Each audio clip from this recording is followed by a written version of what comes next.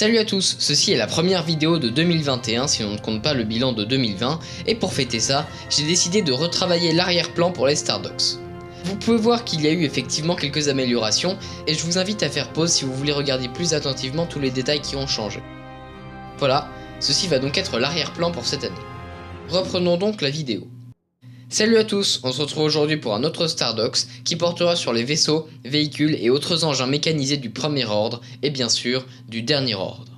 Le premier ordre étant issu des restes de l'Empire, les modèles de ces véhicules et vaisseaux possèdent des similarités avec ceux du régime impérial. Commençons avec les véhicules terrestres. Le premier ordre utilisait des motojets pour que ces unités d'infanterie se déplacent rapidement. Les éclaireurs lourds tout-terrain, ou ELTT, n'existaient à l'origine dans l'univers canonique de Star Wars que grâce à un set Lego basé sur un concept art. Les modèles des anciens transports de surveillance tout-terrain, ou TSTT, ont été modifiés, donnant donc une version plus efficace du TSTT. Les droïdes patrouilleurs tout-terrain, ou DPTT, étaient utilisés pour protéger la base Starkiller. Le véhicule utilitaire d'infanterie léger, ou VUIL, fut notamment utilisé comme véhicule de transport sur la base Starkiller. L'artillerie mobile tout-terrain, ou AMTT, servait de défense à longue portée pour le premier ordre. Le transport tripède d'assaut urbain, ou TTAU, était utilisé, comme son nom l'indique, en milieu urbain, quand la ville en question ne devait pas être rasée.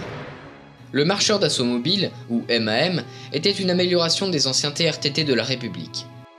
Les transporteurs lourds tout-terrain, ou TLTT, servaient à tirer les gigantesques canons béliers du premier ordre. De même que l'Empire, le premier ordre utilisait des TVTT, transports blindés tout-terrain, dont le design avait été amélioré avec plus de blindage. Pour appuyer ces marcheurs, des marcheurs encore plus grands étaient utilisés par le premier ordre, les M6TT, méga calibre 6 tout-terrain, possédant une remarquable puissance de feu.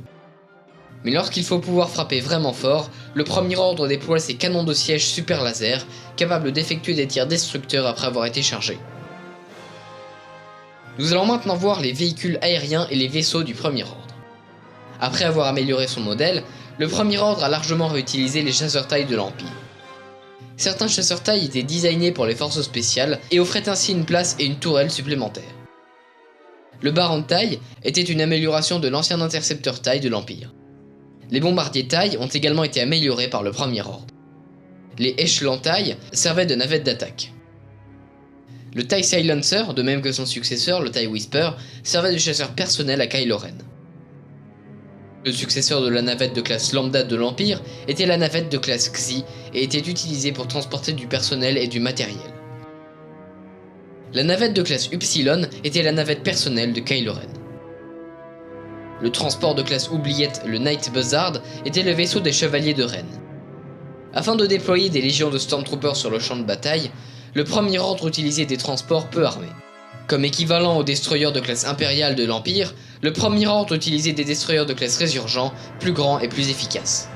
Le gigantesque destroyer de classe Méga, le Supremacy, long de 60 km, servait de base principale, de chantier naval, d'usine et de centre de recherche au premier ordre. Voyons à présent les vaisseaux spécifiques au dernier ordre.